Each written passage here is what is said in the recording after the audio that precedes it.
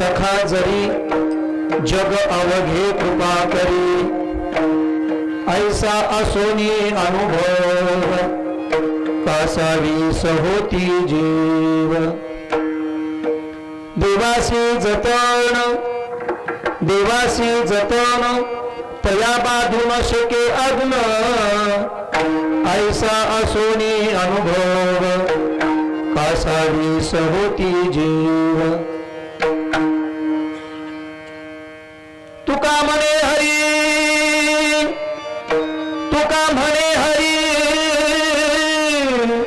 प्रल्हादाशी यज्ञ करी ऐसा सोनी अनुभव कासावीस होती जीव पांडुरंगा करे कथामान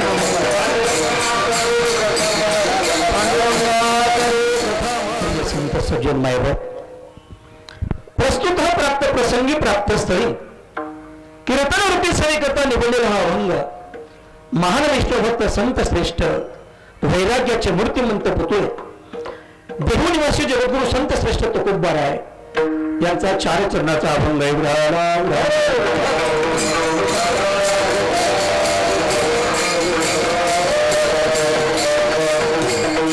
जीवानं देवाला जर सख केलं तर अवघ जग त्या जीवावरती त्या भक्तावरती कृपा करतं अभंगाचा पहिला अर्थ पहिल्या चरणाचा अर्थ शब्दशः संपला सगळ्या साधू संतांचा अनुभव आहे देवाला जर सख केलं तर विश्वातील सर्व जग त्या भक्तावरती कृपा करतं तुकाराम महाराज म्हणतात तर या जगातले लोक विनाकारण तिरमूक नको तिकडे का जातात ऐसा सोनी अनुभव कासावीस होती जीव अत्यंत सुंदर तुकोबराने दृष्टांत दिलाय जर देवाला सख केलं जर त्या जीवावरती त्या भक्तावरती प्रसंग आला दुःख आलं संकट आलं तर तो भगवान परमात्मा त्या भक्ताला त्या दुःखातून सही सलामत सुखरूप सोडवतो महाराज केवढे मोठं बाहेर मोठं दुःख आलं अग्नीसारखं तर त्या आगीच्या संकटातून तो भगवान परमात्मा आपल्या भक्ताला त्या दूर करतो देवाशी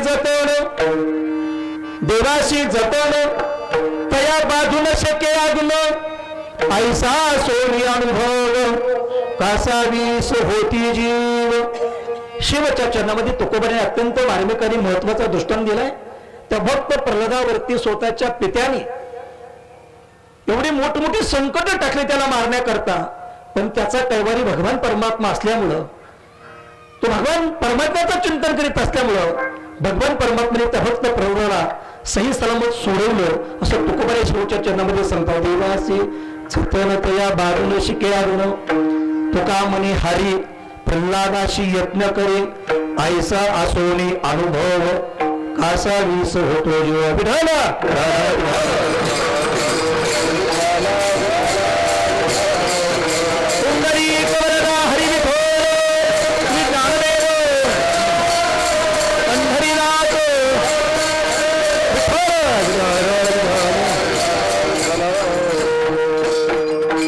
अनेक वर्षाच्या प्रथा परंपरेतील हा अखंड हरिनाम सप्ताह याही वर्षी अत्यंत दिव्य भव्य प्रमाणामध्ये सर्व ग्रामस्थांच्या भजनी मंडळाच्या सर्व तरुण वयोवृद्ध तपोवृद्ध ज्ञानवृद्ध आभार या सर्वांच्या सानिध्यातून संपन्न होत असलेला हा अखंड हरिनाम सप्ताह आहे याही वर्षी अत्यंत चांगल्या पद्धतीने संपन्न होत आहे मला वाटतं या कीर्तनाची सप्रेरणा आदरणीय हरिभक्त परायण सोपान महाराज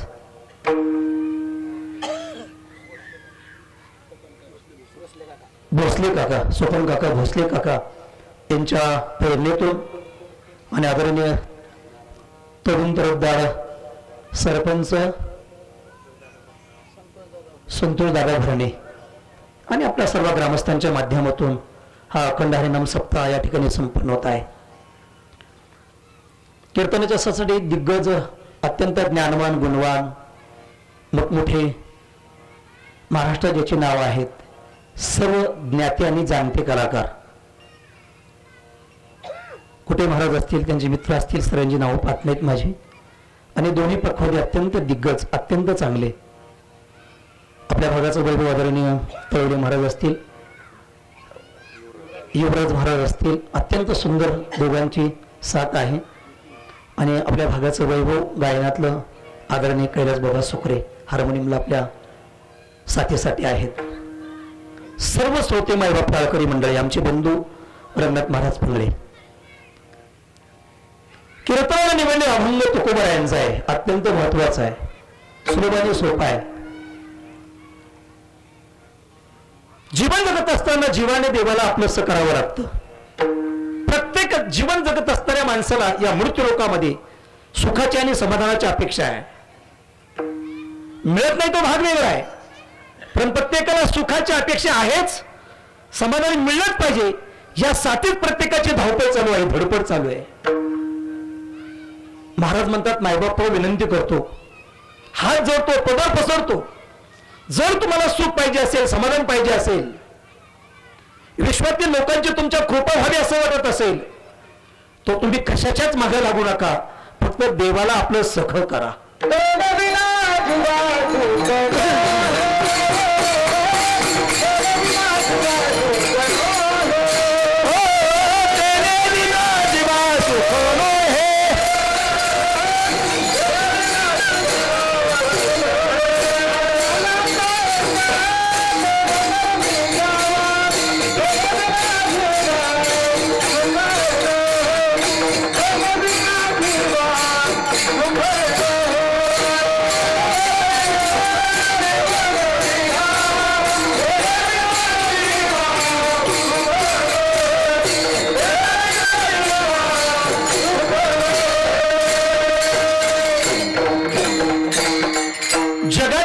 विश्वातील लोकांची कृपा आपल्या व्हावी असं वाटत असेल तर देवाला सख केलं पाहिजे.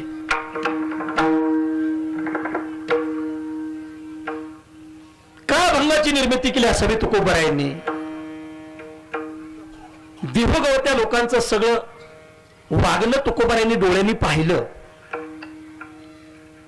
गल्लोगल्लीमध्ये तुकोबाराय फिरत होते, गळ्यामध्ये विनाय, हातामध्ये चिपळे, भगवंताचं चिंतन करतात, श्रीहरीचं भजन करतात. भामचंद्र डोंगर असेल, भंडारा डोंगर असेल, बोराडा डोंगर असेल, सर्व ठिकाणी जाऊन चिंतन करतात. पण ते चिंतन करत असताना एक दिवस त्यांनी आपल्या स्वतःच्या गावचं निरीक्षण केलं, परीक्षण केलं आणि अंतःकरणामध्ये ते स्वतः झिजले. बाप रे, ज्या गावामध्ये मी जन्माला आलो त्या गावातले लोक त्या भगवंताला सख करत नाहीत, त्याचं चिंतन करत नाहीत, भजन करत नाहीत. हे लोक जर अध्यात्मापासून जर लांब गेले, दूर गेले, तर या लोकांना शेवटी म्हातारवयामध्ये रडावं लागेल. ही तुकोबारायची तळमळ आहे. पण मी जर लोकांमध्ये गेलो, लोकांना समजायचा प्रयत्न केला, तर मी या गावातला एक साधू आहे, महाराज आहे, गावातले लोक माझं ऐकतीलच याची गॅरंटी नाहीये. असं असतंच महाराज. गावात एखादा चांगला दिग्गज महात्मा असला, त्याने किती जरी गावाचं परिवर्तन करायचा प्रयत्न केला, समजवण्याचा प्रयत्न केला लोकांना, तो लोक त्याचं ऐकताच असं अजिबात नाही, असं सांगता येत नाही महाराज. तुकोबाने तो विचार केला, लोक माझं ऐकणार नाहीत.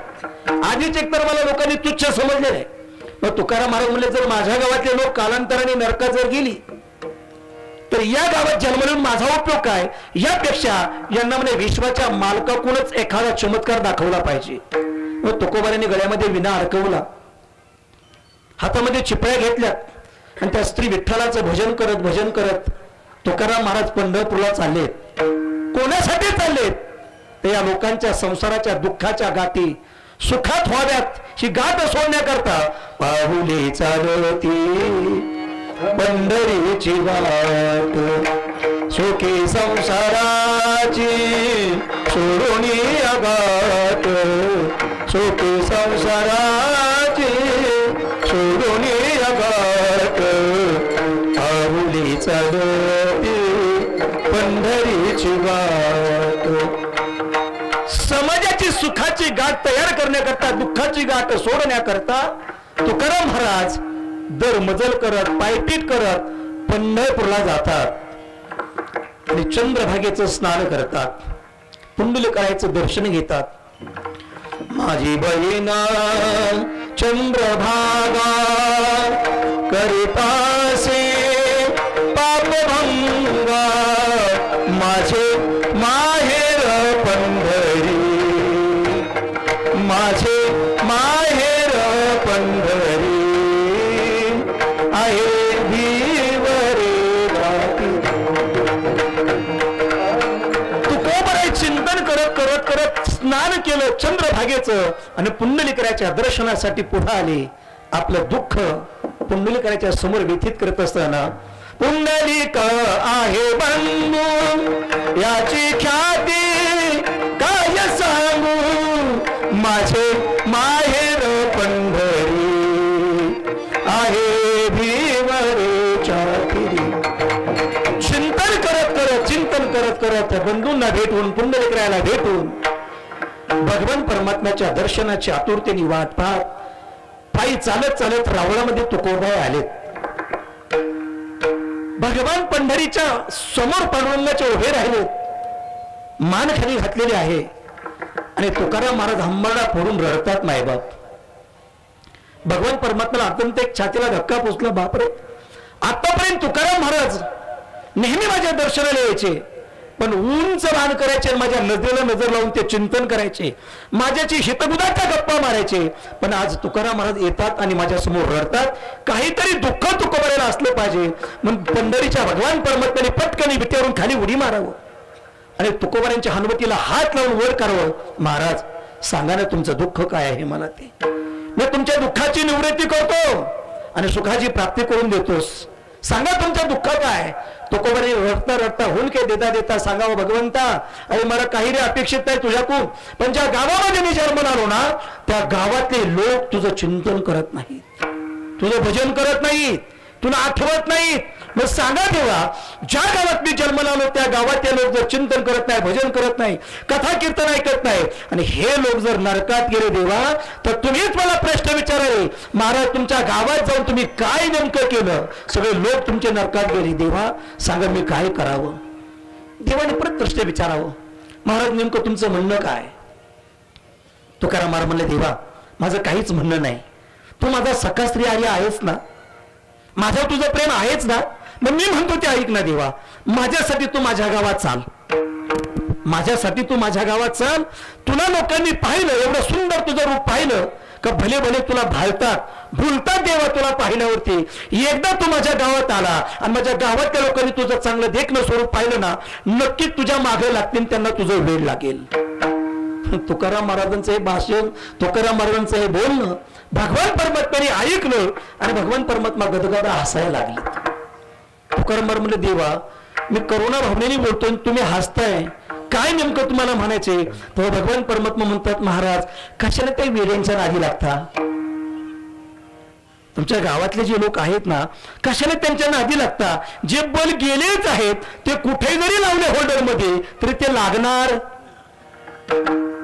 गेलेल्या बल्बांचा काय विचार करायचा ना महाराज, ते लागत नाहीत कुठं महाराज. तर तुकोबऱ्या पुन्हा पुन्हा सांगतात, देवा मला बाकीचं काही माहित नाही, तुम्हाला माझ्या प्रेमास्तव यावं लागेल. परत देवानी म्हणावं, अहो मागच्या जन्मात एक गधरीचा मला सुधरवता नाही आला, पापिष्ट होता तो, त्याला पवित्र कराय मी त्याच्या दारात गेलो, समजून सांगण्याचा प्रयत्न केला, नको वेडेपणा करू दुर्योधना, पण एक दुर्योधन मला मी त्या दुर्योधनाला सुधरू शकलो नाही आणि तुम्ही अख्खं गाव परिवर्तन करायचं महाराज. द्या त्यांचा नाच सोडून. कोणाचा? लोकांचा. लोक काय करणार आपले महाराज, लोक उलट आडकाट्या घालूनच आपल्याला पाडायचा प्रयत्न करतात. तुकोबांच्या बाबतीत तेच घडलं त्या गावामध्ये. तुकोबांची प्रसिद्धी पाहत नव्हती, मोठेपणा पाहत नव्हता, म्हणून तुकोबाची वारंवार निंदा करण्यात त्या गावामध्ये यायची महाराज. ज्या त्या गावातल्या महात्म्याची किंमत त्या गावात कळत, काय रोग लागलाय लोकांना हेच कळत त्या महाराज.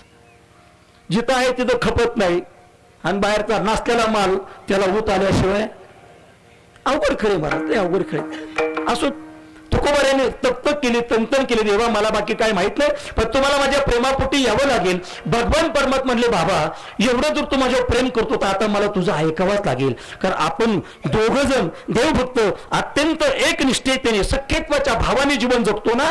जिथं प्रेम असतं, सख्यत्वाचं नातं असतं ना, त्या नात्यामध्ये माणसाला त्या प्रेमापायी आपल्या प्रेम असणाऱ्या माणसाकडे यावं लागतं. तुकाराम महाराजाला देव म्हणतात, तुकोबा आहे चला तुम्ही पुढं, मी तुमच्या मागं आता तुमच्या गावामध्ये येतो. तुकाराम महाराजांना आनंद झाला. तुकाराम महाराज पंढरपूरचा रस्ता परत देहूगावकडे वळवलाय आणि पायपीट करत ते देहूगावमध्ये पोहोचते. श्रीहरी भगवान परमात्मा त्यांच्या पाठीमागे देहूगावात आले. आता तुकोबारीने हात जोडून म्हणावं, देवा तुम्ही या चव्हाट्यावरती ना इथं तुम्ही बसा. लोकांना ऐत्या वस्तूची किंमत करणार नाही. मी गल्लोगल्लीमध्ये जातो आणि लोकांना ओरडून सांगतो, अरे विश्वाचा मालक स्वप्नात येत नाही ना, तो भगवान परमात्मा पंढरीचा राजा मी आपल्या गावात घेऊन आलोय, चला त्याच्या दर्शनाला, असं लोकांना सांगून येतो. तुकाराम महाराज गल्लोगल्लीत घुसले आणि तुकाराम महाराज लोकांना सांगू लागले,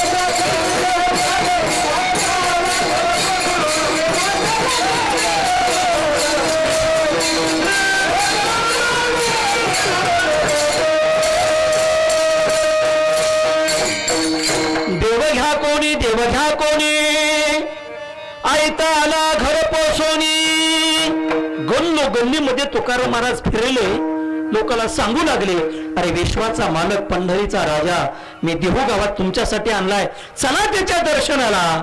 लोकांनी ही रचना ऐकली आणि तुकाराम महाराजांकडे बोट करून लोक म्हणू लागली, आम्हाला वाटतं तुकोबारे कालच्या आठवड्यापर्यंत बरे दिसत होते, पण आता तुकाराम महाराज बिघडले. देहू गावातल्या लोकांची बोलणी संभाषण आहेत. तुकाराम महाराज बिघडले. ते लोकांना तुकाराम महाराजांना म्हणू लागले, हो महाराज, देव म्हणे लगे साठवणीचे रुदले दागे, आम्हाला तुमच्या देवाची गरज नाही, तुम्ही आणि तुमचा देव. तुकाराम महाराज हातात झाले. महाराज शरीर थरथर करू लागलो. बाप रे, आयता घेऊन आला विश्वाचा मालक दारामध्ये, पण लोक सांगतात आम्हाला त्याची गरज नाही. किती कर्महीन लोक असतील, किती पापिष्ठ लोक असतील, रडायला लागलेत आणि डोळ्याला धारा सुरू झाल्या. तर तुकाराम महाराज तर पाय उचलत देवापर्यंत आले तर रडू लागले थांबाडा पडून. देवाने परत उभा राहावं. महाराज आपण रडता, आपल्या डोळ्यात पाणी शोभा देत नाही. देवा खरं आहे तुमचं, माझ्या डोळ्यामध्ये तुम्हाला रडणं शोभा देत नाही, पण किती सांगायला लोकांना देव घेऊन आलो सांगून आलो, पण लोकांनी माझा तिरस्कार केला आणि सांगितलं आम्हाला तुमच्या देवाची गरज नाही. देवाने सांगितलं, तुकाराम महाराज मी तुम्हाला पहिलं सांगत होतो, हे आता ऐकणार नाहीत आणि पुढं रडल्याशिवाय राहणार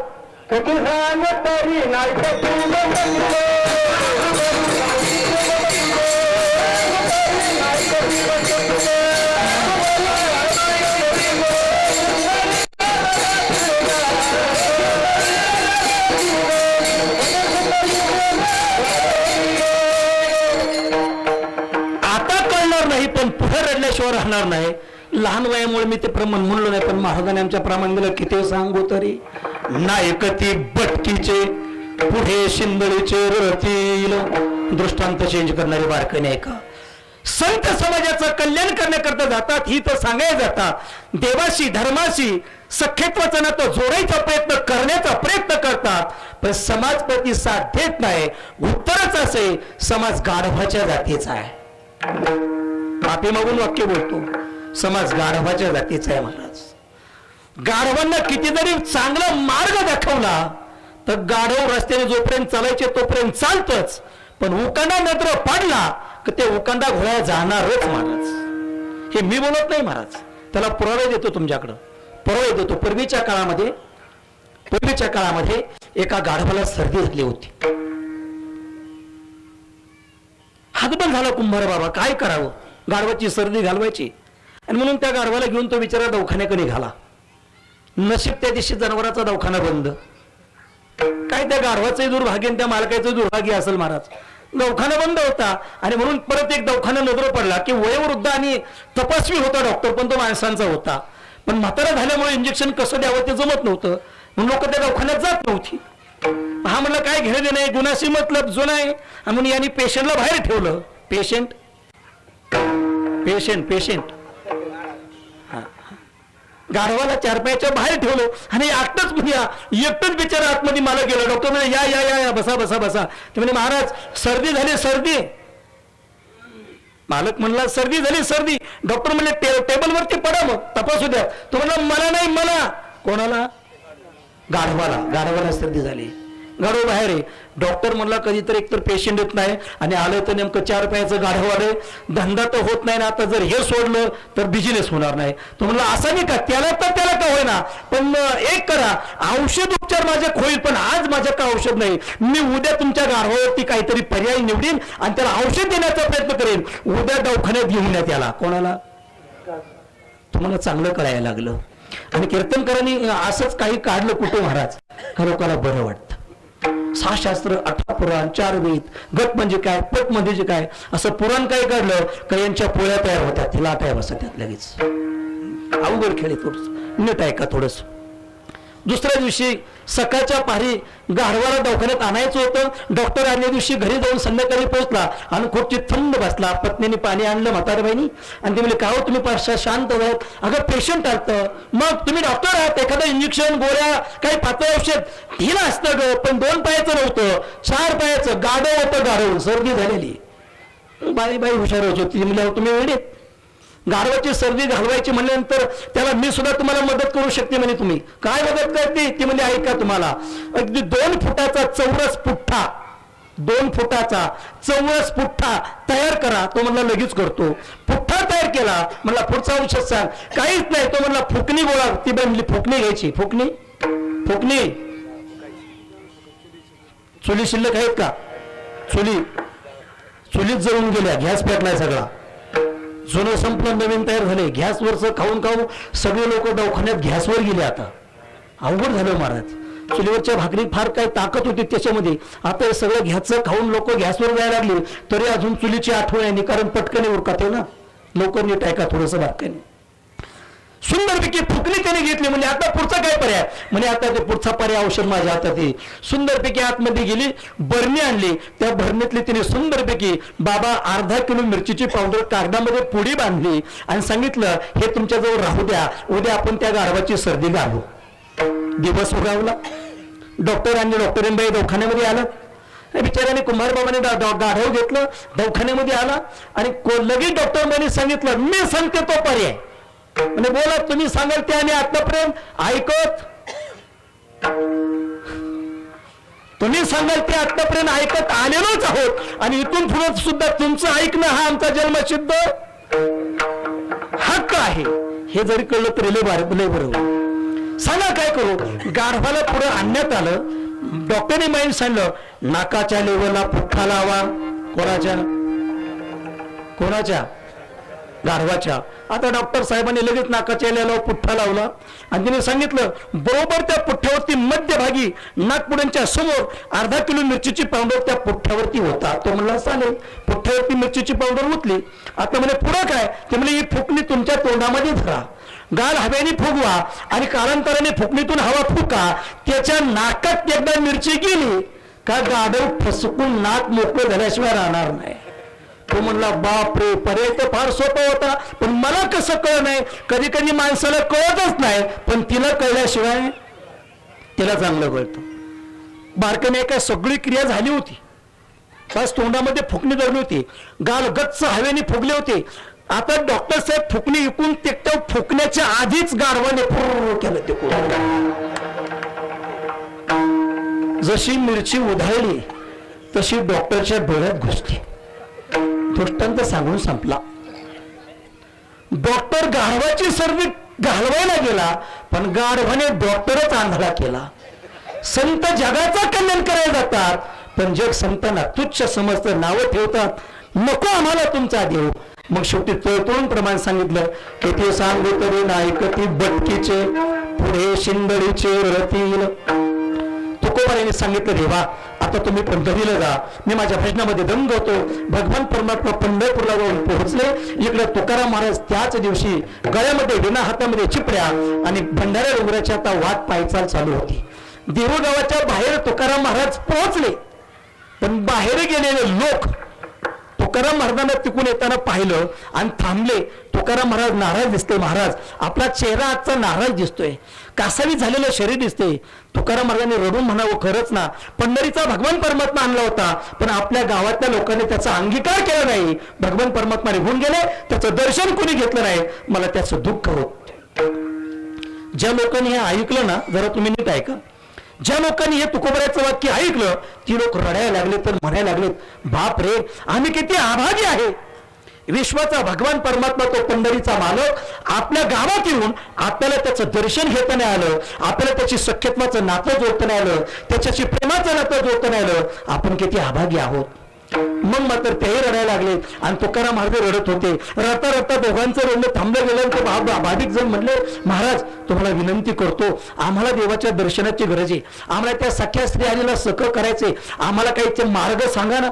तो भगवान परमात्मा आपलासा कसा होईल, तो आमचा सखा कसा होईल, आम्हाला काही मार्ग सांगा ना. तुकोबार यांनी आपलं रण थांबवलं आणि विचार केला, भास या लोकांना तरी आता तळमळ लागली ना, या लोकांना त्या भक्तीच्या मार्गाची वाटचाल सांगितली पाहिजे. मग तुका महाराजांनी सांगायला सुरुवात केली, महाराज तुम्हाला त्या देवाला सख करायचे ना, तर 4 मार्ग आहेत.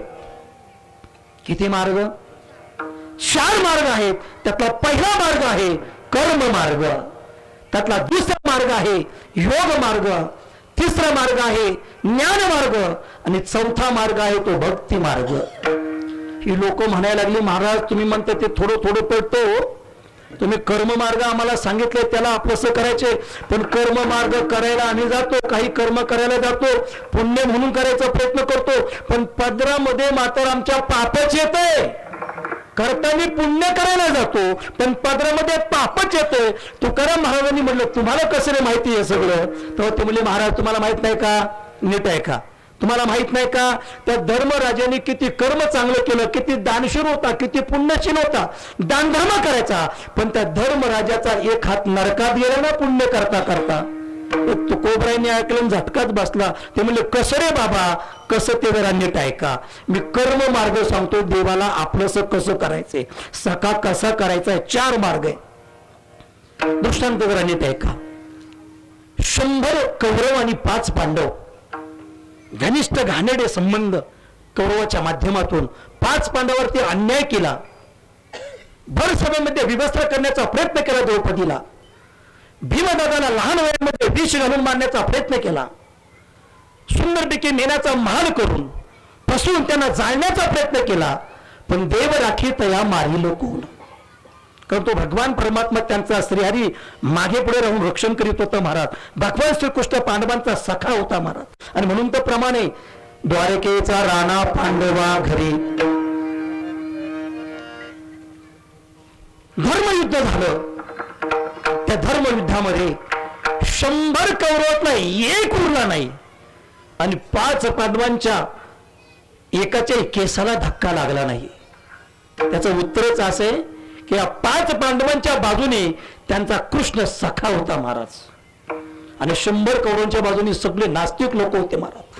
100च्या 100 मेले पण 5 जणातला एक मरत नाही. धर्मयुद्ध संपलं आणि स्वर्गातून भगवान परमात्म्याने आमंत्रण पाठवलं, धर्मराजा अरे या भूमीवरचं कार्य संपलंय तुझं, स्वर्गामध्ये सोन्याची सिंहासनं मांडलीत, आम्ही तुझी वाट पाहतोय, स्वर्गामध्ये सगळे भाऊ आणि तुमची पत्नी निघा. धर्मराजा पुढच्या बाजूला आहे 1 नंबरला, मागच्या बाजूला भीमदादा आहे, 3 नंबरला अर्जुन आहे, 4 नंबरला सहदेव नकुलचा नंबर आहे आणि 5व्या नंबरला द्रौपदी शेवट आहे. स्वर्गाच्या रस्त्याने सगळं चाललंय कुटुंब. देवाने बोलवलंय, आमंत्रित केलंय. स्वर्ग मिळत नाही पण आता धर्मामुळे स्वर्ग मिळणारे सगळे स्वर्गाच्या वाटेला लागलेत.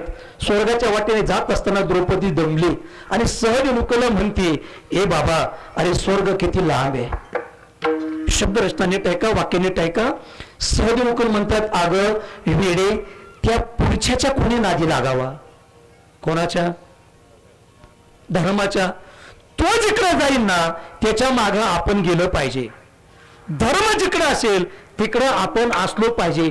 100% कीर्तनात बसलेल्या सगळ्या लोकांनी विचार करा, आणि धर्माच्या बाजूने असतो का धर्माच्या बाजूने असतो? 99% लोक समाजामध्ये अधर्माच्या बाजूने असतात, सत्याला कधी सहमत देत नाहीत आणि मूर्ख माणसाला अनुमोदन दिल्याशिवाय राहत नाही.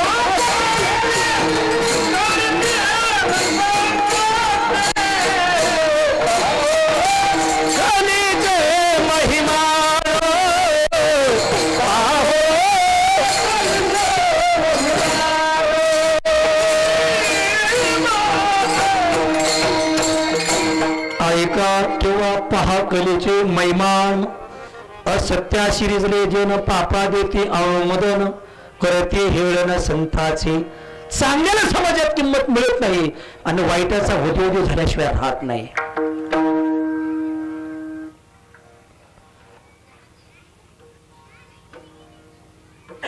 धर्माच्या मागे जायचे, अधर्माच्या मागे जायचं नाही. सहज सांगितलं, अगं पुढे चालाय त्या बाबाच्या कुणी नादी लागावं, तो थांबल तिथं थांबायचं, तो चाईल तिथं जायचं. ते म्हणजे मी दमले म्हणेपर्यंत खाली पडले. खाली पडल्याबरोबर सहज सांगितलं, दादा दादा द्रौपदी खाली पडली. धर्मराजाने डोकून सुद्धा माग पाहिलं नाही. उत्तर नीट ऐका, धर्म कोणाक माग वळून पाहत नाही. ज्याला धर्माच्या मागे जायचे तो जातो, पण धर्म कोणासाठी माग कधीच पाहत नाही. लक्षात ठेवा.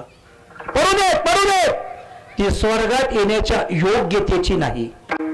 धर्माचे वाक्य आहेत महाराजी. सहदेनुकर तो गारच, अर्जुन तो थंडच, भीमदादा बलदंड पण पोटच लटलट कापायला लागला. म्हणजे तो स्वर्गात येण्याची लायकी नाही. दादा काय तिची चूक झाली रे? महिला मंडळीवर नीट ऐका, काय चूक झाली दादा तिची? अरे तुम्हाला माहित नाही, 5 पतीचा संग करून, 5 पतीचा संसार करून, 5 पतिव्रत्यांच्या यादीमध्ये माझं नाव आहे, हा अहंकार तिच्या अंतःकरणात झोंबतोय आणि म्हणून ती स्वर्गात येऊ शकत नाही. तुम्ही ऐकताय ना मंडळी, महिला मंडळी? 5 बांधवांची पतिव्रता आहे माऊली. ती सोपं नाही. किती दुःख सहन केलंय, लज्जा रक्षण करायला भगवान परमात्मा आलाय. एवढं दुःख सहन करून सुद्धा तिचं वाक्य धर्माचं वाक्य आहे की ती स्वर्गात येत नाही. तिला अहंकार आहे, मी पतिव्रता आहे.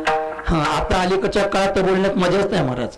आलाच दमून मी म्हणा, तांब्या तिथं आहे, घागर तिथं आहे, घे पाणी पे, पड तिथं, भूक लागली असं तर टोपलं तिथं आहे, पातेलं खाली घे कालवून, जेव आणि लाग रस्त्याला. महाराज काळ बदलला, वेळ राहिला नाही. आता वेळ राहिला नाही. स्वर्गात नाही गेली महाराज, ती खाली पडली बिचारी. सहज पाठीमागे चाललेले आहेत. सहज सुद्धा दमलेले आहेत. अर्जुनाला दोघं पाठीवर हात लावतात.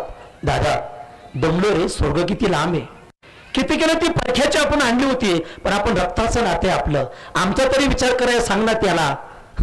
तो म्हणला सगळ्याच्या नादी लागा, आपण त्याच्या नादी लागू नका. तो कोणाचंही ऐकत नाही. धर्म कोणाचा ऐकत नाही. पडले, अर्जुनाने आपलं कर्तव्य केलं. दादा नको रे, तिचा नाही विचार केला, पण रक्ताच्या नात्याचा विचार करणं. पडले खाली, ते डोकवलंच नाही. मग तो मला पडू देत, ते सुद्धा तसेच आहेत. त्यांना त्यांच्या सुंदरपणाचा अहंकार आहे. आमच्यासारखी या सृष्टीत देखणे कोणी नाही. नीट ऐकलं तर कळलं या गोष्टी. देखण्या माणसाला लय अहंकार, 50 बारे आरसात जाईन, इकून बोटं घालीन, तिकून बोटं घालीन, इकून पावडर लावीन, तिकून लाली लावीन, याच्याकडे बघून त्याच्याकडे बघून म्हणत माझ्यासारखा देखणाच कोणी नाही. आता सहदेवनुकूल सारखे देखणे स्वर्गात गेले नाहीत, आता कलियुगातले किती देखणे स्वर्गात जातील महाराज. अवघड आहे महाराज. तेही जाग्यावर पडलेत. तिघ भाऊ राहिलेत, तिघ भाऊ रस्त्याने चाललेत. सूक्ष्म कर्ममार्ग अत्यंत अवघड आहे. कर्ममार्ग सांगतो देवाला सखळ कसं करायचे. कर्ममार्ग किती अवघड आहे. पुण्य करता होय पाप. तिघच भाऊ चाललेत महाराज. अर्जुन दमला आणि भीम दादाला म्हणला, दादा स्वर्ग किती लांब आहे. भीम त्याच्याकडे पाहून म्हणतो, बापना तुला काही कळतंय का. त्याच्याकडून येणार लागाव. त्यांनी त्यांचा नाही विचार केला, तुझा काय विचार करताय. दादा पडला खाली. भीमाने हात लावला धर्माला. दादा आतापर्यंत कोणाचाच विचार केला नाही रे, पण ज्याने अख्खं युद्ध पार पाडलं, धनुष्याला बाण लावलं, आगीचे गोळे तर व्हायचे आणि सगळं युद्ध मारून टाकायचा, सगळा रणसंग्राम धुळीच मिळवला. ज्या अर्जुनाने एवढी आपल्याला मदत केली दादा, त्याचा तरी तू विचार कर. अरे त्याचा तरी विचार कर. धर्म म्हणला त्याचा विचार करायला मला वेळ नाही. तुम्ही ऐकतोय ना दादा. का रे. त्या धर्माने सांगितलं त्याला तर लय अहंकार आहे म्हणे. त्याला त्याच्या धनुष्याचा, त्याला त्याच्या विद्वत्तेचा, त्याला त्याच्या ज्ञानाचा लय अहंकार आहे. माझ्यासारखा धनुर्धारी या सृष्टीत कोणी नाही. या अहंकारामुळं अरे तो स्वर्गात येऊ शकत नाही. ज्ञानाचा अहंकार, नवल अहंकाराची गोठी, विशेष नलगी अज्ञाना पाठी, सज्ञानाच्या धोमे कंठी, नाना संकटी नाचवी. ज्ञानी माणसाला अहंकार नाचवतो महाराज. अर्जुन स्वर्गात गेला नाही. कर्म मार्ग सांगतोय. भीमला एकताच मांडे पोटरे हालत होत्या. भीमाने आपली भाषा फक्त बदलली. बाबा तो काय म्हटलं माहिती का धर्मराजाला, दादा तुला माहिती आहे ना तू घाबरतोस का. कोणाला म्हणतोय तो. धर्माला. तो घाबरतोस का. एवढा मोठा बलदंड भीम असताना तुला स्वर्गात जायची कशा अडचणी. मी नाही का तुझ्या पाठीमाग. कोणाच्या. कोण कोणाला पुरुषार्थ सांगतोय. भीम धर्माला पुरुषार्थ सांगतोय आणि धर्म त्याचा पुरुषार्थ ऐकतोय. बघा भाऊ मला काय सांगतोय, मी तुझ्या पाठीमागं आहे ना, तू काय काळजी करू नको. आता धर्माला कुठं अक्कल शिकवत असतात का महाराज. मी तुझ्या पाठीमागे, तू काळजी करू नको. काय म्हणणे धर्म म्हणणं तुझं. दादा भिवू नकोस. किती मोठी अडचण आली ना, हत्ती कसा हातात शिपटी पकडली, घर बिंगवली, जे वरती फेकलं तर परत खाली चाललाय, मला भीम म्हणतात. धर्मराजा म्हणला वा वा वा, तुला भीम म्हणतात हे मला माहिती आहे की, तू भीम आहे मला माहितीच. पण हा परत धर्मराज म्हणतो तुझं म्हणणं काय. तसं काय नाही दादा, अजून स्वर्ग किती लांब आहे. तरी धर्म म्हणला इतका का उशिरा लावतोय. पडलं खाली ते बलदंड शरीर असल्याला भीम खाली पडला. दादा पडलो. पड पड पड पड. तुला तुझ्या शक्तीचा ताकदीचा अहंकार आहे, तू सुद्धा स्वर्गात येऊ शकत नाही. लक्षात ठेवा. सगळे खाली पडल्यात, पोरल्यात त्यांना. आपण तरी स्वर्गात जाऊ का नाही मला याची गॅरंटी नाही. आता जर तेच गेले नाहीत, धर्माच्या मागे जाणारे गेले नाहीत, तर आपण सगळ्या धर्मानेच चाललोय. आपला विचार आपणच करायचा आहे. एकटा धर्म चाललाय महाराज. पुण्य करता होय पाप. कर्म करणं काही गोष्टी सोपे वाटतात, पण कर्म करता करता चांगल्यासाठी करतो, पुण्यासाठी करतो, पण पुण्य करता होय पाप. या घटना आपल्या जीवनात घडत जातात महाराज. कर्म मार्ग इतकं सोपं नाहीये. एकटाच चाललाय स्वर्गात. यमपुरी लागली. यमपुरी आणि यमपुरीत यमराजाला कळलं एक धर्मनिष्ठ धर्मराजा, एक महात्मा, एक साधू स्वर्गात चाललाय. जर त्याचं स्वागत करून त्याला जर आपल्या राज्यामध्ये बोलवलं तर आपली यमपुरी पुनीत होईल. म्हणून यमराजांनी आरवा गेला, गळ्यामध्ये धर्माचा हार घातला, लोटांगण घातलं, दर्शन घेतलं आणि सांगितलं महाराज आपण स्वर्गात चाललात तर आमच्या यमपुरीला तुमचे पाऊल लागू द्यात आणि ती यमपुरी पुनीत करा आणि मग स्वर्गात जा. वळाला ना बाबा. पाहता काय माझ्याकडं. चाललाय कुठं स्वर्गात आणि वळालाय कुठं यमपुरीत. आपलं सुद्धा असंच आहे. निघतो पंढरपूरला, पण या देवाक पळू का त्या देवाक पळू का, गाणगापूरला जाऊ का, तिकडे भेटू शंकराला भेटू का, इकडे वरती खंडोबाला भेटू का. एक ना धड भाराभर चिंदाळ्या महाराज. आणि संतांची परिभाषा आहे एक गावो आम्ही विठोबाचे नाम, अनेकाचे काम नाही आता तो सका तो श्रीहरी. फक्त त्याचा आमचा संबंध आहे. संतांची परिभाषा आहे महाराज. वळाला तो बिचारा यमपुरीतून वळत असताना दोन्ही बाजूनी नरकाची कुंड लागलेली आहेत आणि नरकाच्या कुंडात आताची नजर गेली. एका नरकाच्या कुंडात पांढरी शुभ्र आळी अशी वळवळ करीत होती त्या आळईने त्या धर्माला पाहिलं आणि धर्माने त्या आळईला पाहिलं, नजर झाली आणि धर्मराजा रडायला लागला. आश्चर्याचीच गोष्ट आहे ना. धर्मराजा रडायला लागला. यमराजाने विचारलं, महाराज स्वर्गात चलात आपण, पुण्यवान माझी तुम्ही यमपुरी केली आणि तुम्ही रडताय माझ्या नगरीमध्ये, हे शोभा देत नाही तुमच्या रडण्याला. यमराजा बिचारा धर्मराजा म्हणतो, काय करावं, मी स्वर्गात चाललोय आणि माझा भाऊ एक आळईच्या रूपाने नरकात पडलाय म्हणला. आश्चर्याची गोष्ट आहे. अजून मी सख्या भावांचा विचार केला नाही स्वर्गात न्यायचा, आणि कोणाचा विचार करतोय? ज्याने स्वतःच्या भाऊजोर अन्याय केलाय, भावाला विष घालून मारायचा प्रयत्न केलाय, यांना जाळून मारायचा प्रयत्न केलाय, त्याचा तो विचार करतोय. पण खाली जे पडले त्याचा विचार केला नाही. सहज त्याला प्रश्न विचारला यमराजाने, तू याचा का विचार करतो, सख्या भावाचा आणि पत्नीचा का नाही विचार केला? वाक्य ऐकण्यासारखे महाराज. तो म्हणला, कमीत कमीत खाली पडल्यात पण ते नरकात तरी नाहीत ना. किती सोपं वाक्य. ते खाली पडलेत पण ते नरकात तरी नाहीत ना. पण तो नरकात पडलाय, लोक हसतील मला की स्वर्गात चाललाय बिचारा आणि भाऊ नरकात पडलाय, मला त्याचा उद्धार करावा वाटतो. यमराजा म्हणला, कोण तुम्हाला नाही म्हणून महाराज, करा तुमच्या भावाचा उद्धार. चाललाय स्वर्गाच्या वाटेने, वळाला यमपुरीच्या वाटेला. आता यमपुरीची वाट सोडली आणि नरकुंडाची वाट पकडली. माणसाचं कर्म बघा किती विचित्र असतं. केलेले कर्म देव कसा फेडून घेतो महाराज. पुण्य करता होय पाप. करायला जातो पंढरीची वारी महाराज, पण हातामध्ये वारी येत नाही, सगळं पापच येऊन बसतं महाराज. कारण पंढरपूरच्या वारीला आपण चालू ना, नीट नाही जात, पाया पडतो तुमच्या, नीट नाही जात. याची उचापत कर, त्याची उचापत कर, काही खायला चालेल, कोण काय म्हणेल याचा सोरच लागत नाही. आणि तो काय बो आहे का, मग तो काय साधं नाही महाराज. निघालेच वारीला पण उचापत करी जातात. नाही भेटत. मी प्रमाण देऊ का प्रमाण? एका जनार्दनी मत्सर तेने परमार्थ परे दूर. आयुष्यभर जर अशी मत्सरी वातावरण केलं ना, तो सकाळ स्त्रियारी कधी आपला होणार नाही, उलट दूर जाणार महाराज, दूर जाणार. पळत पळत नरकाच्या कुंडाकडे गेलाय. उजवा हात नरकाच्या कुंडामध्ये घातला. कैलास बाबा हात नरकात गेलाय. आळे तळाला जाऊन बसली. यमराजाने विचारलं, महाराज आपण स्वर्गात चाललाय? त्याच्याकडून म्हणतो, हो मी स्वर्गातच चाललोय. तुम्ही स्वर्गात चाललाय पण तुमचा उजवा हात नरकात गेलाय ना. धनकणी हात वर काढला. बाप रे, या धर्माचा हात, दान धर्म करणाऱ्याचा हात आणि नरकात जातोय. 100% काहीतरी कर्म चुकीचं असेल. आणि ते कर्म विचारण्याकरता उजवा हात भरला होता मामा, पण उजव्या हाताने डाव्या हाताला रामराम केला. कळतंय का? भरला एकच, पण त्यांनी त्याचा दुसरा भरवला आणि विचारलं, माझा हात नरकात का गेला? चित्रगुप्त राजाला बोलवलं आणि चित्रगुप्त राजाला त्याची चोपडी उचकायला लावली. चित्रगुप्त राजाने सगळी पानं पाठीमागं पानं काढली, सगळं पुण्य पुण्य पुण्य. पण एका पानावरती धर्मराजाचं कर्म चुकीचं झालं होतं. दान करण्यामध्ये फसला होता. कोड्याला दान केलं होतं, कोड्याने जाळं घेतलं होतं धर्मराजाच्या पैशाच्या नावावरती. आणि ते जाळं घेऊन कोळे तळ्यावरती जायचा, त्या जाळ्यात मासे अडकायचे.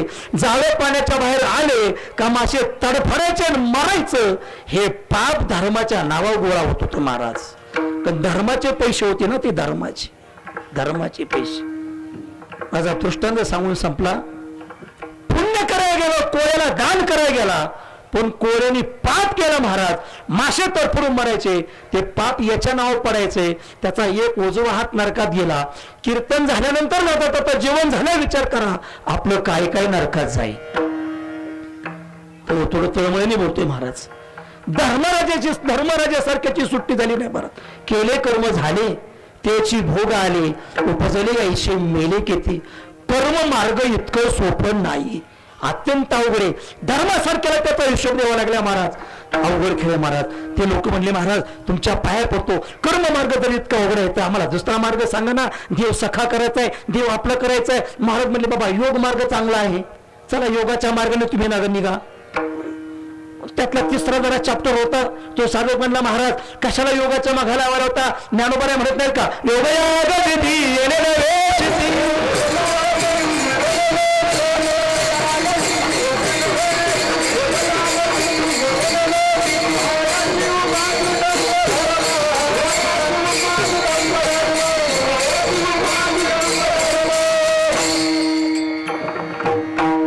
त्याने शांत विचार केला. म्हणे बाबा, कर्म करायला जाता तर पाप मिळते, योग मार्ग तुम्हाला अवघड वाटतोय, आता ज्ञान मार्ग अत्यंत सोपा आहे, ज्ञानाच्या मार्गाने जा.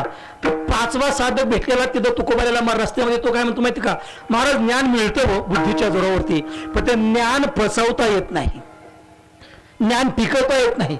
ज्ञान आलं का अहंकार येतोच. नवल अहंकाराची गोठी विशेष नलगे अज्ञानापाठी, सज्ञानाच्या झोंबे कंठी नाना संकटी नाचावी. ते ज्ञानी माणसाला ते अहंकार नाचवतोच महाराज. आणि अहंकारासारखा परमात्म्यात बलाढ्य राक्षस दुसरा कोणी नाही महाराज.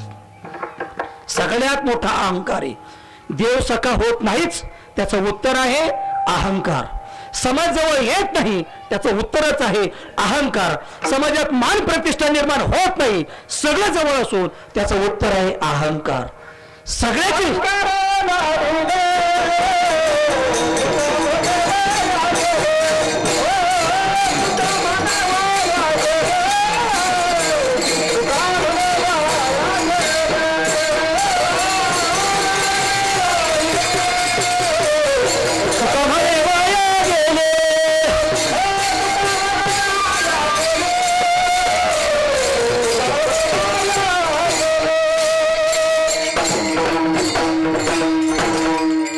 अहंकार नाडिले तुका म्हणे वाया गेले. भले भले बर का शिवाय, भले भले अहंकाराने भले भले चितपीट झाले. हे भल्या भल्यांना माहित नाही, नेसते भले भले चितपीट नाही, मुराले तयाचा मूळ ना मार्ग सापडले आहेत महाराज परत. म्हणून परमार्थामध्ये सगळ्याचा अंगीकार करा.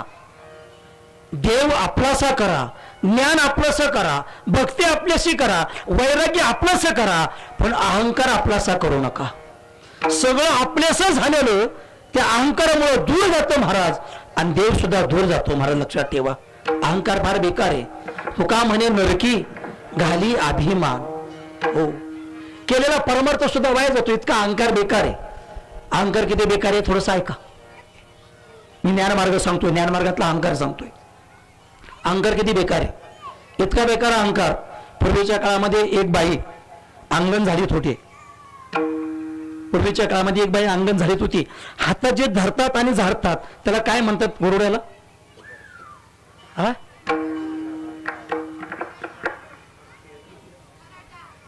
हा, ते पोरी म्हणतात खराटा. खराटा सगळ्यात आघाव, एक नंबरचा आघाव.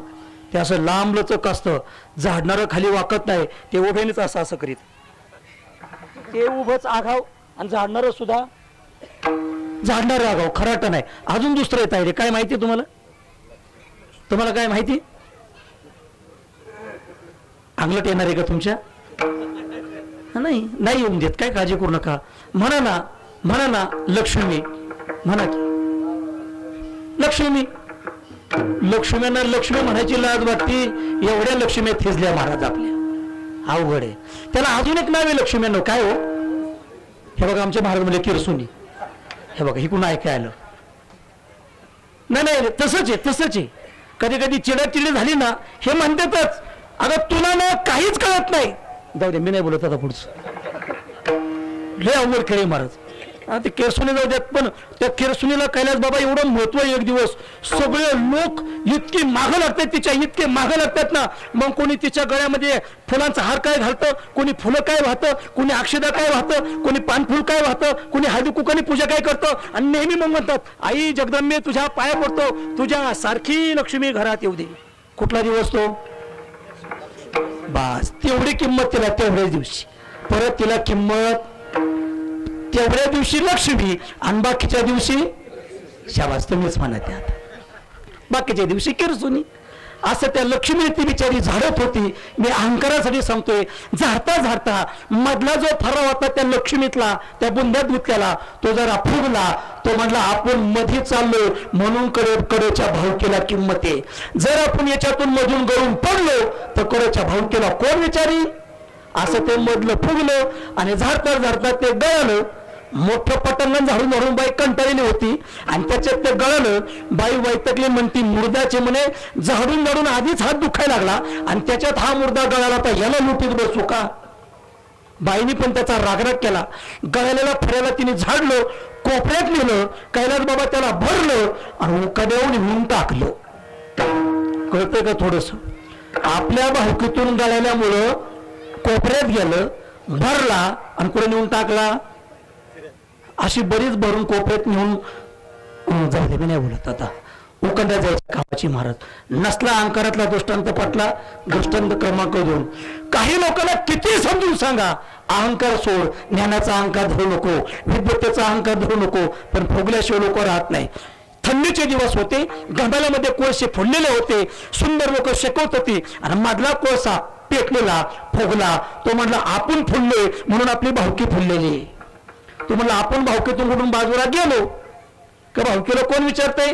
पण त्या येड्याला हे कुठे माहितीये आपण एकदा उडालो का थंड हवा चाललेली ती हवा मला भिजवणार आहे, हे त्याला कुठे माहितीये येड्याला. ते उडालं, गमेल्याच्या बाहेर आलं. शेकणारी म्हणली भावकीतून बाजूला आले, त्याला परत भावकीत न्यावा म्हणून शेकणाऱ्याने हाताने उचलायला सुरुवात केली. ते त्याला चटका द्यायला लागले उचलणाराला. फुगलेले चटकाच देतात महाराज, लय फुगलेली ज्ञानाने चटकाच देतात महाराज. ती नाथबाबाचं प्रमाण फार महत्वाचं आहे, मी बोलत नाही. मत्सर ज्ञानी याते न सोडी, ना इतर काहीशी बापोडी. मत्सर शिरिताती वेधे, भोग भोगिताती नाना विविधे. ते चटका द्यायला लागल्यानंतर शेकणार म्हटलं तिकडं असं शिजून मरू दे. हिजलं, त्याची राग झाली. झाडणाऱ्या बाईंनी परत झाडू आणला, त्याला लोटीत लोटीत कोपऱ्यात नेला, भरला आणि त्याच्यासारखा नेऊन टाकला. कुठं? आता उकंडा चांगला कळला तुम्हाला. उकंड्यावर जाऊन पडलं. नसेल जमलं तर अहंकारासाठी अजून एक दृष्टांत आहे का? असा अहंकार करीत करीत किती वर्ष जरी परमार्थ केला तरी देव सखा होणार नाही. मी कुठे जाऊ देत, काय काळजी करू नका. देव सखा होणार नाही अहंकारामुळं. पूर्वीच्या काळात एक मशनीवाला मशीन जॉब तयार करायचा, 6 महिने मशीनमधले जॉब तयार करायचा आणि 6 महिने ते मशीन बांधून ठेवायचा आणि जॉब विकीत बसायचा. 6 महिने जॉब विकले का परत मशीन यायचा, तो सोडायचा. नेमाप्रमाणे त्यांनी मशीनवरची ताडपत्री काढलेली होती, दोर सोडलेला होता आणि त्यांनी मशीन पुसायला सुरुवात केली. सगळ्या नट बोल्टाला हात मारला, पण कैलास बाबा चुकून एका नट बोल्टाला हात मारायचा राहिला. तो नट फुगला. तुम्ही नट नीट ऐका. नट टीव्हीतला नाही, मशीनचा नट नीट ऐका. नट लय आघाव. कलियुगातले सुद्धा नट लय आगाव. मी म्हणून संसार करतो, मी म्हणून प्रपंच चालतो. अवघडच खेळ. हे नट फार टेरिट ढिले झालेले असते त्या नटांचे. ते आधीच फेल झाले, त्याचे टेरिट ढिल्ले झालेले होते त्या नटाचे. मशीन चालू केली, धडधड धडधड वाजायला लागली. मालक म्हणला मशीन तर चांगली होती पण मशीन बिघडण्यागत वाटते. मशीन बंद केली, मेकॅनिकलला बोलवलं आणि मेकॅनिकलने मशीन चेक करायला सुरुवात केली. नेमका नटापाशी गेला, फॉल्ट सापडला. तो म्हणला मालक फॉल्ट सापडला, या नटाच्या मापाचा दुसरा नट बोला, नवीन आणा, आपण त्याला जागा देऊ आणि याला रिटायर करू. कोणाला? फुगलेल्याला. आणि मला असं वाटतं फुगलेल्याला रिटायर करावंच लागतं मला, त्याला त्याची जागा दाखवावं लागतीच. त्याने तो नट आणला, नवीन नटाने तिथं जागा घेतली आणि जुना नट मालकाच्या हातात दिल्यावर मालक म्हणतो मेकॅनिकल साहेब या नटाचं मी काय करू? जरा नीट आहे का? या नटाचं मी काय करू? मेकॅनिकल सांगितलं याला भंगारात विका, भंगारात. वेडपटपणा केला, कुठं गेला? भंगारात गेला. जातीतल्या लोकांना विस्तवाने सोडलं, कुठे गेला? उकंड्यात गेला. झाडूने फऱ्याच्या वेड्यापणा केलं, कुठे गेला? तुमच्या पाया पडतो, देवाला सक करायचं असेल तर उकंड्यात जाऊ नका, भंगारातही जाऊ नका, संतांच्या मागे मागे या. यारे यारे लानतो याती भरती नारी नर करावा विचार नलगी. ते योग्य मार्ग सांगतात. देव कसा होईल याचा मार्ग ते सांगतात. मी याच्यासाठी बोलत होतो, ज्ञानी माणसाला अहंकार होतो. अहंकार ज्ञानात, परमार्थामध्ये ज्ञान मार्ग माणसाला अहंकारातून येतं. साधक लोक म्हणजे महाराज आम्हाला ज्ञान मार्ग नकोय, अहंकार येतो. आम्हाला एखादा सोपा मार्ग साकाना. मग तुकोबाने सांगितलं बाबा चौथा मार्ग अत्यंत सोपा आहे, त्या मार्गाचा भक्ती मार्ग.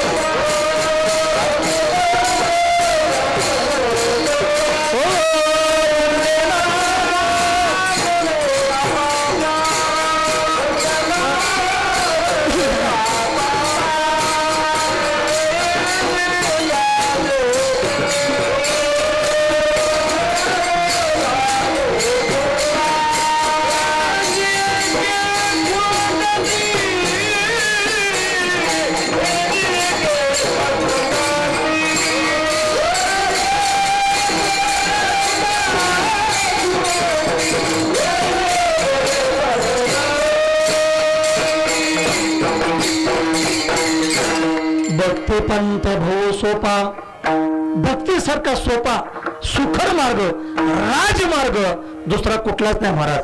ती भक्ती कशी आणि कोणी करावी तुकोबाराय विचारतात हनुमंतरायाला. काय भक्तीच्या त्या वाटा, मला देवाला सख करायचे, ती भक्तीची वाट मला तुम्ही सांगा ना. तर तुकोबारायाला भक्तीची वाट सांगणारा एक दृष्टांत हनुमंतरायाचा, मला माझा सखाच पाहिजे, मला दुसरा देवच नको, मला रामच पाहिजे, मला दुसरा देव आवडत. जसं संतांना विठोबाशिवाय दुसरा देव लागत नाही, वाक्य नीट आहे का, तसा हनुमंताला रामाशिवाय दुसरा देव चालतच नाही, रामच पाहिजे. काय भक्तीच्या त्या वाटा, मज दाव घ्या सुवटा, मला तो सखा करायचाय, ती भक्तीची वाट मला सांगा. किती निष्ठा आहे महाराज तो सखा करण्याकरता. दृष्टांताने द्या, मला पहिल्या चरणामध्ये द्यायचंय. हनुमंतरायाचा अवतार आजही आहे, चिरंजीव आहेत. रामप्रभूचं अवतार कार्य संपलं, भगवान श्रीकृष्णाने आपलं रूप धारण केलं. भगवान लक्ष्मणाचा अवतार संपला, बलराम दादाचा अवतार धारण झाला. सीता मातेचा अवतार कार्य संपलं, रुक्मिणी मातेचा अवतार धारण झाला. आणि भगवान परमात्मा द्वारकेमध्ये सज्ज झाले, राजा झाला आणि द्वारकेतल्या लोकांना आनंद देऊ लागला. द्वारकेमध्ये भजन चालू झाले. श्रीकृष्ण गोविंद हरे मुरारी, हे नाथ नारायण वासुदेव. द्वारकेमध्ये कृष्ण कृष्ण भजन सुरू झाले. हनुमंतरायांनी मात्र भजन बदललेलं नाही. निष्ठावंत भाव, भक्ताचा स्वधर्म, निर्दाळी हे वर्म चुकू नको. काय भजन होतो? राजा राम राम राम सीताराम राम, राजा राम राम राम सीताराम राम राम. भजन रामाचं चाललं होतं. भजन करत करत हनुमंतराय द्वारकेच्या जवळ गेले. एक बाग होती, त्या बागेमध्ये आंब्याच्या झाडावर बसले आणि बसता बसता भजन चालू. राजा राम राम राम सीताराम राम राम, राजा राम राम राम सीताराम राम राम. त्या बागेला एक माळी बाबा राखण होते. माळी बाबा ते आगाव होत, ते राखणदार आगाव होते. ते हनुमंतरायाच्या जवळ गेलं, शेपटी लांबलेली होती आणि ते हनुमंतरायाला म्हणलं, ए ए माकडा, तुला काय कळत आहे का? कोणाला विचारूया बघा त्याला, ही बाग कोणाची तुला माहिती का? राखणदार, आवाज कमी करणार. राखणदार आहे ना तू, आवाज कमी करणार. आमदाराकडे काम असतं आपलं महाराज, ते खालचंच वेळ करते. आमदार साहेब नाही जरा उद्या घेऊन या, आपण सावकार सांग ना बाबा. तेच पाऊल करते महाराज. अवघड खेळ कुठे महाराज. जे मोठं असते ते असं ताट नसते, पण जे बारकं असते ते आगाव असते महाराज. बिगर फळाच्या झाडालाच लय भूत, बिगर फळाच्या झाडाला लय भूत, पण ज्याला फळ येत ना ते म्हणते यान कोणी खा बाबा. अवघड खेळ महाराज. लिंगतेचं लक्ष नाही महाराज. ते गेलं हनुमंतराजवळ, हे राखडा कळत का तुला ही बाग कोणाची? आता ते काय आपलं भजन होतं भाई. असो ऐसा कोठे आठवायची नाही, देही चवी देही भोगोदशा. तर परिपूर्ण अवस्थेला पोहोचलेलं ते भजन होतं महाराज. या बाबाने पायाला झटका मारला, माझ्या पायाला कशाचा तरी झटका बसला म्हणून पटकन उडी मारली. पाहत होतो आराखंदा, का रे बाबा का माझ्या भजनामध्ये व्यक्ती आणला? तुला कळत नाही का वाकडा ही बाग कोणाची आहे? न विचारता बागेमध्ये आला. हात जोडले हनुमंतरायांनी, म्हणले बाबा कोणाची बाग आहे मला माहित नाही. म्हणला ही बाग त्या बलरामाची. कोणाची? बल रामाची. हे स्पष्ट ऐकलं आणि थोडं पेटलं हनुमंतराय, पेटलं आणि मनातले मनात म्हणलं बाप रे, माझ्या रामापेक्षा हा बलराम कोण पैदा झाला, कोण जन्माला आला? परत जवळ गेला म्हणलं मला ऐका नाही आलं, नीट सांग. राखणदाराने गप बसवणार. म्हणलं बाहेरच दिसतंय, बाहेर येत नाही, ही बाग बलरामाची. आधी चिडलं होतं, माझ्या रामापेक्षा बलराम कोणाला? शेपटीचा दणका जे मारला पाठी बघून माळी बाबाला आणि जे होणावला डायरेक्ट द्वारकेत कृष्णाच्या पायाजवळच. तोंडातून फेस आला होता.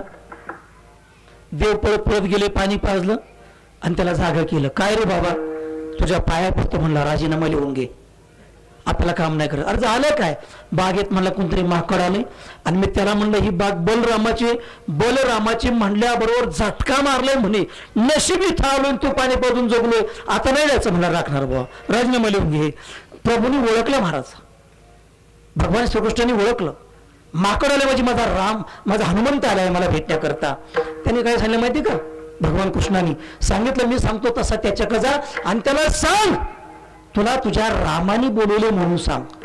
ते परत काय म्हणते माहितीये का, तुझ्या 10 वेळा पाया पडतो पण त्याची तगार घ्यायला मला जायचं नाही म्हणलं. सही सलामत इथपर्यंत आलो ना, हेच माझं भाग्य, आता गेल्यावर मरूनच मातीच माझी म्हणलं. तिकडं हनुमंतरायाला भेटण्यासाठी देव बी आतुर घालते. ते म्हणले तुझ्या पाया पडतो, मी खरंच राम बनतो, त्याला राम पाहिजे, त्याला बलराम लागत नाही, तू जाण फक्त सांग तुला रामानी बोलवले. हा म्हणला मी जर तिथे गेलो आणि रामानी बोलवलं म्हणून सांगितलं, तो जर इथं आला आणि तुम्ही जर आहे ह्या स्वरूपात दिसला तर नळ ढाबून मारायचं नाही का मला. प्रभूने सांगितलं तुम्ही काळजी करू नका, जा त्या चकावून त्याला घेऊन या.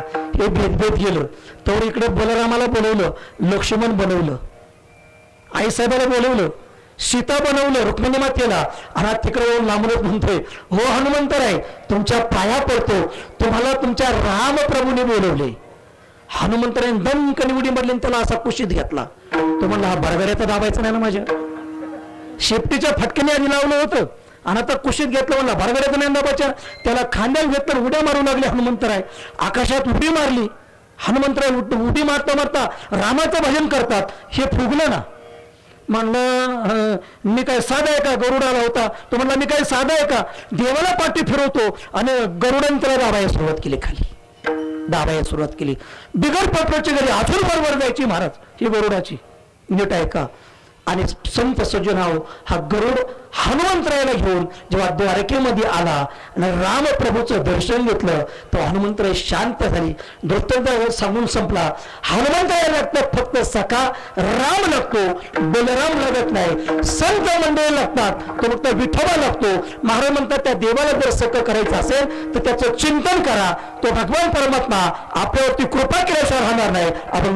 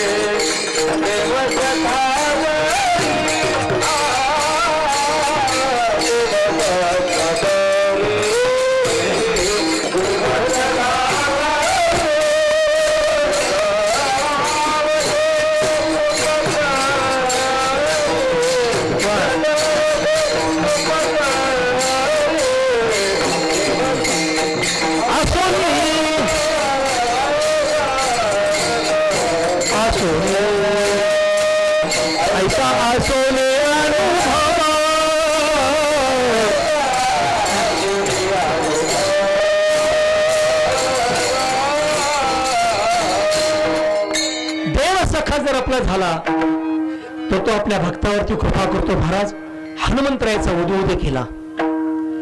स्वार्थी भक्त आहेत महाराज 2, आणि हनुमंतराय निस्वार्थी भक्त आहेत. सुग्रीवाला किष्किंधा देऊन टाकले, त्याचा मान वाढवला. बिभीषणाला लंका दिली, त्याचा मान वाढवला. पण हनुमंतरायाला आयुष्याचं चिरंजीव पद देऊन टाकलं आणि अख्खा उत्सव हनुमंतरायाचा समाज करतो. महाराज यात्रा त्याच्या होतात, उत्सव त्याचा होतो, जो देवाचा दास होतो. महाराज देवाला जो सखा करतो, देव त्याच्या यात्रा तयार करतात. उभी जरा नीट ऐका. विश्वाची या स्तोत्र आपण भावया पात्र, विश्व आपुली यात्रा करावया यावे. हनुमंतरायाचा उत्सव होतो महाराज. सुग्रीवाचा उत्सव होत नाही, बिभीषणाचा उत्सव होत नाही. ज्याने देवाला सख केले, देव त्याचा उत्सव केल्याशिवाय राहत नाही. हा परिपूर्ण साधू संतांना अनुभव आहे. आपण जर देवाला सख केलं तर देव आपली उंची वाढवतो. पण तरी सुद्धा लोक वेगवेगळ्या मार्गाने जातात आणि दुःखाच्या नदीमध्ये या प्रवाहामध्ये बुडतात. का वेगळ्या मार्गाने जातात, का लोक कासावीस होतात, का तळमळ करतात, हे सांगण्याकरता दुसरं चरण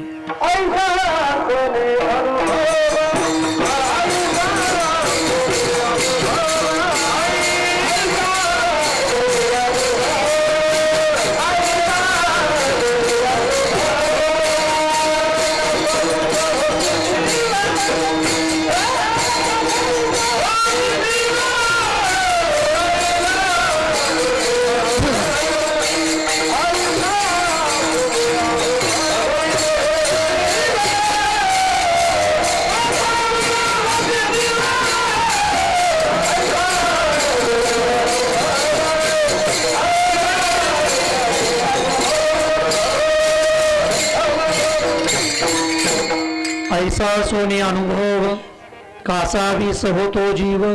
साधू संतांचा जीव तळमळ करतो. संत म्हणतात विनाकारण हे लोक नको त्या मार्गाने का जातात. भक्तावरती जरी संकट आलं, जर जीव सखा देवाला गेलो तो भगवान परमात्मा आपल्या भक्तावरती संकट दूर करतो. महाराज अभंगाचं तिसरं चरण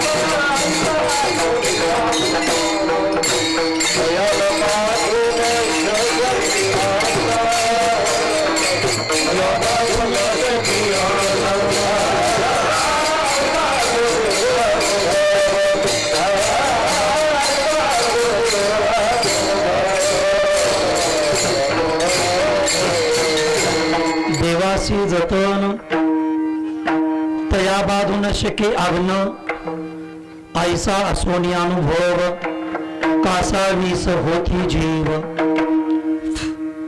भक्तावरती केवढं जरी संकट पडलं, आगीसारखं जरी संकट पडलं, तर भगवान परमात्मा त्या भक्ताला आगीतून सही सलामत सोडवतो.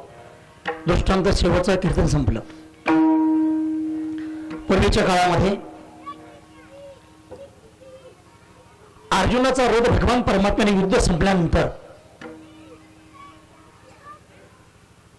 भूमीच्या एका कोपऱ्यामध्ये नेला, परत उभा केला आणि भगवान श्रीकृष्ण अर्जुनाला सांगतात, अर्जुना युद्ध संपलेलं आहे, खाली उतर. अर्जुन थोडा फुगला. अर्जुन म्हटलंय रथामध्ये बसून मी युद्ध केलंय, सारथ्याचं काम कृष्णाने केलंय.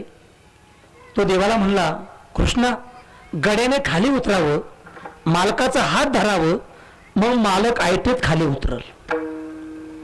हा विनाकारण दिलेला मोठापणा, त्याचा हा परिणाम आहे. हे वाक्य बारकाईने लगेच समजून घ्या. आपण विनाकारण एखाद्याला मोठेपणा दिला को तो मालक होतो आणि आपल्याला गडी व्हायची वेळ येते. महाराज देव म्हणलं एवढं ज्ञान तुला केव्हापासून आलं की मी गडी झालो आणि तू मालक झालास. देवाने पुन्हा सांगितलं वेडेपणा करू नको, खाली उतर. अर्जुन खाली उतरत नाही. देवाला कळून चुकलं, हा ऐकणार नाही. देवाने मागं पाहिलं, डोळे लाल केले आणि सांगितलं, अर्जुना उतरतोस का तुला उचलून फेकू. शेवटी वाक्य नीट ऐका.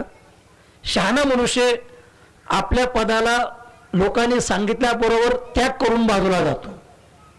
आपल्या पदाचा त्याग करून बाजूला जातो. लोकांनी बाजूला करण्यापेक्षा स्वतःच्या बाजूला जातो, तो खरा शहाणा.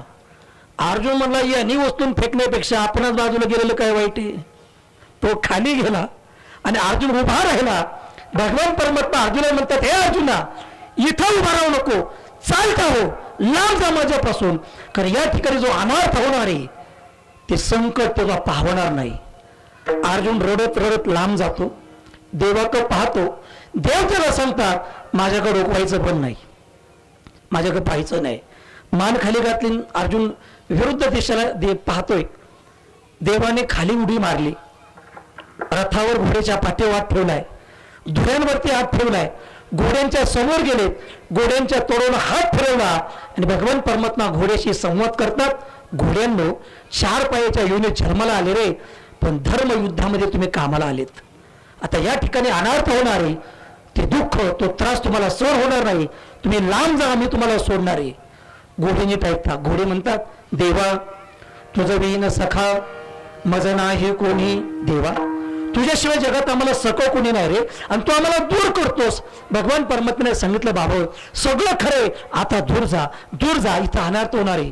घोड्याने मान घातली देवाच्या कमरेला, घोडे लांब गेले. देवाने वरती पाहिलं ध्वजावरती आणि हनुमंतराला सरलं, महाराज आपलं राम संपले, उडी मारा आणि निघा. हनुमंतरे खाली येतात, उडी मारतात, निघून जातात आणि भगवान परमात्म्याने डोळे झाकले आणि त्या रथाला सोडून दिलं. रथ सोडल्याबरोबर त्या रथाला आग लागली. आग, रथ पेटला, धडधडा आग लागली. महाराज कशाचा प्रकाश पडलाय म्हणून अर्जुनाने पाहिलं पाठीमाग. बाप रे, ज्या रथामध्ये मी युद्ध केलं तो रथ पेटला. अर्जुन रडायला लागला आणि रडता रडता म्हणतो, बाप रे, जर कदाचित भगवान कृष्ण माझा सखा जर या रथाच्या खाली आधी उतारला असता तर या रथात मी जळून खाक झालो असतो. ही कृपा माझी जर माझ्या कृपा करायची असेल तर माझ्या सख्या कृष्णाची कृपा आहे. देवासी जतन तया बाधू न शके आग्न, ऐसा असोनी अनुभव कासा वीस होतो जीव. भगवान परमात्मा आपल्या भक्ताला संकटून वाचवतो. किती मोठी यातना होऊ द्यात, किती मोठं दुःख होऊ द्यात, पण भगवान परमात्मा आपल्या भक्ताला वाचवतो. महाराज नीट आहे का? संकटातून तो तारण्याचा प्रयत्न करतोच. नाव घेऊन येते देवाचे, हे प्रीत हिरण्यकश्यपूचे. माझ्या राज्यात जर कोणी देवाचं नाव घेतलं तर त्याला मी राज्याच्या बाहेर हाकलून देईन, शिक्षा करीन. असं उलट होतं बाबा. ज्याला ज्याचा कंटाळा त्याचा वानवळा. घरातच पोरग जन्माला आलं, श्रीमन नारायण नारायण नारायण. भक्त प्रल्हाद सारखं त्याचं चिंतन करायचं. मी घाई घाई बोलतो, वेळ संपली आपली. स्वतःच्या बापाने स्वतःच्या मुलाला मारायचा प्रयत्न केला, कडेलोट केलं महाराज. देवाशी जतन हो नाही मरू दिलं. किंवा तुका म्हणे हरी प्रल्हादाशी यत्न करे, कडेलोट करायचा प्रयत्न केला पण भगवंताने झेललं.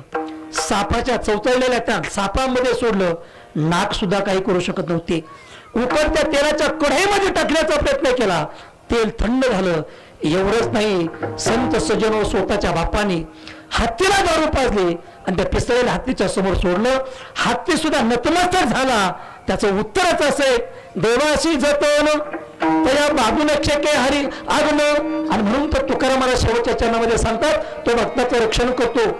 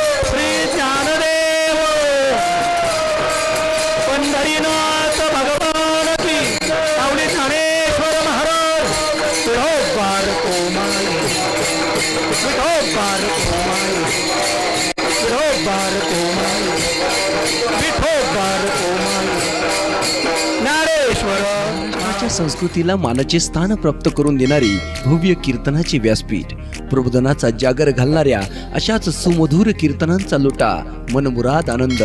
आवर्जून सबस्क्राइब करा तुमच्या हक्काच्या चॅनलला फुलटू कलाकार।